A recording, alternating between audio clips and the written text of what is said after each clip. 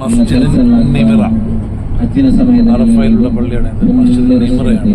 Okay, ಬಂದ್ ಮಾಡಿ ಆ ಹೋಲಲ್ಲಿ ಬಂದು അഭിത്തങ്ങളെ ഉപദ്രാക്കാൻ വരുന്നു. ആ സമയത്ത്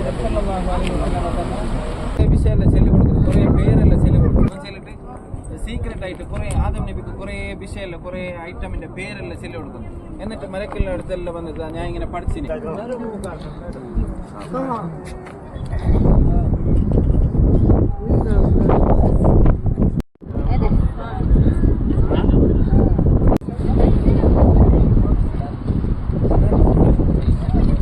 Sirajuddin Paini.